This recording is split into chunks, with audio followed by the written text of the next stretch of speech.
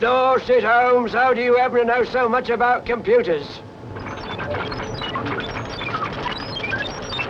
The machine on my right is the IBM Optical Character Reader. It's a machine which reads handwritten numbers. To illustrate its operation to you, we've stored news events for every day of publication of the New York Times in the memory system of our computer. You will be able to ask for the news of any date that you like. You simply write a date on a card, and then the IBM Optical Character Reader reads your handwritten numbers. The computer replies with the news event. This is another of the several exhibits in the IBM arcade. I submitted a few random dates.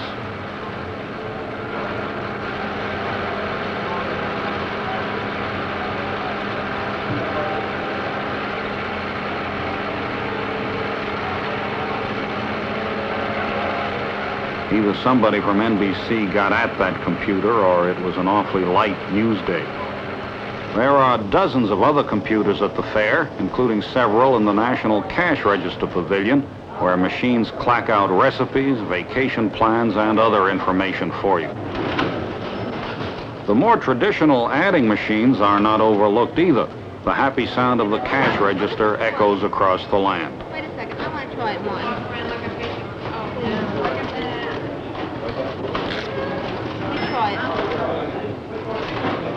These machines are part of NCR's Game Room for Kiddies.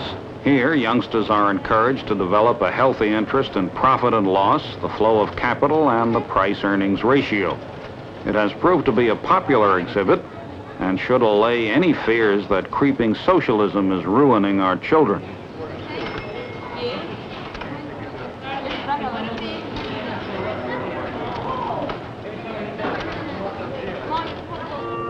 American Express has planted a money tree at the fair. Its foliage is $1 million worth of currency. This will probably inspire a musical selection entitled In a Monetary Garden. Good afternoon, ladies. We'd like to welcome you to our Clairol Color Carousel. Please see yourself in the hair color bubbles out in front. See yourself as a blonde, brunette, or redhead. If you'd like to come in afterward, come take the ride around the carousel. It's designed for women over 16 years of age. You can take the ride around, relax, listen to a musical hair coloring introduction sung by Johnny Desmond. Afterward, if you'd like to have consultation, stop at the desk and tell the consultant there how you'd like to change your hair color. If you'll just step right up here to the left, come into the pavilion, please. We dream by day, or when we dream by night. They say we dream in black and white, and what could be duller? No color, no color. Me, I like to think that I can choose my dreams. So from now on, I'll refuse my dreams unless they're in color. Great, cool, bright, wild. I was the first man ever permitted to ride the Clairol Carousel, a journalistic feat likely to rank with John Chancellor's reporting his own arrest at the Republican convention. My feet are what's on my mind. Any place at the fair that lets you sit down looks attractive to me. By now, the major exhibits at the fair have established a popularity rating with the public in the manner of a bestseller list. The #1 favorite is the General Motors Futurama, a 15-minute ride which has been averaging about 90,000 visitors daily.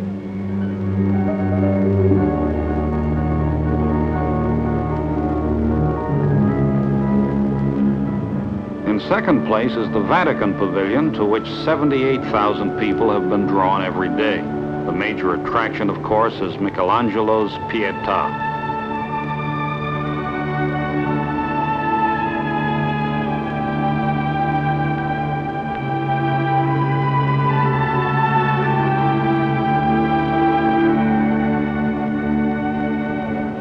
Holding down third position on the popularity list is the General Electric Show, which features a typical American family created by Walt Disney. Easier. Mother, I was reading about a fella named Tom Edison who's working on an idea for snap-on electric lights. I'll believe that when I see The mechanical dog has proved to be the best loved animal at the fair. It's hard to imagine how life could be any easier. The fourth most popular pavilion is the Ford Motor Company's, also a Disney product. After a lengthy wait, you get to ride a Ford car through prehistoric times, which were even earlier than the Model T. In 12 minutes, you cover several million years of history, and it's good fun.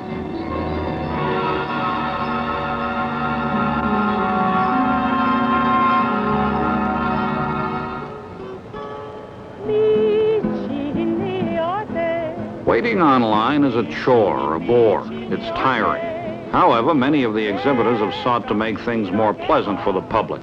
At the IBM Pavilion, entertainment is provided. This is a folk singing group that helps make the long, hot wait a bit more palatable. Well, I didn't mean to so bad. Was the best guy I ever had. Said bye-bye, made me sigh. Gonna lay right down and die. I ain't got a nickel, I ain't got a lousy dime. If she don't come back, we're even gonna lose my mind. If she ever come back to stay, gonna be in our brand new day. Walking with my baby down by the San Francisco Bay. Sitting here on my back porch, wondering which way to go. For a gal that I'm so crazy about, she don't love me no more. Think I'll hop on a freight train, jump on feeling blue. Right on line to the end of the line. You know, you stay where CT, just about going insane. Well, I thought I heard my baby, the way she used to call my name. If she ever come back to stay, gonna be in a brand new day. Walking with my baby down by San Francisco, California, here I come. Walking with my baby down by San Francisco Bay, one more time. Walking with my baby down by San Francisco Bay, la la la. Sayonara.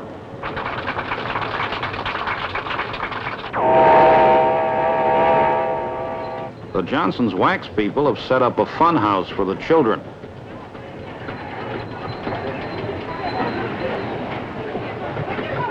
There are also free shoe shining machines at Johnson's Wax.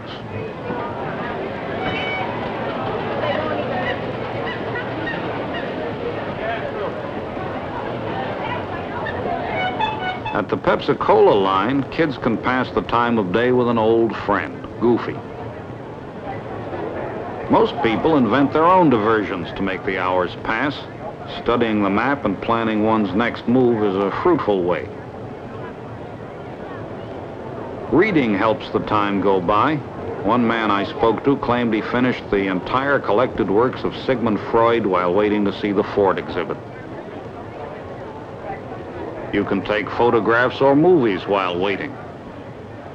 Or you can have your lunch in transit.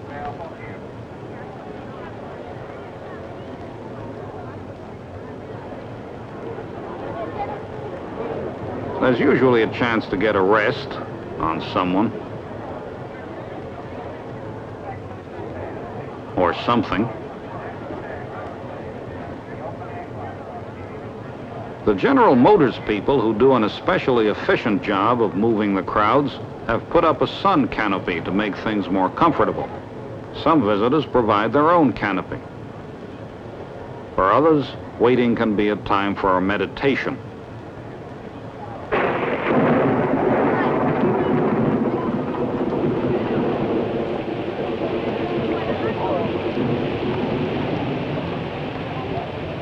When the rains come, everything gets damp, except the enthusiasm of the visitors. Indeed, I noted a remarkable carnival atmosphere, as if the rain were part of the show. Certainly, very few people chose to lose their place in line when it poured, and virtually no one complained. All of which leads to a general observation about the crowds at the World's Fair.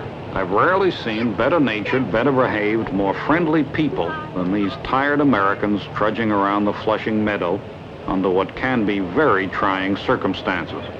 People do not shove or push or fight or use bad language.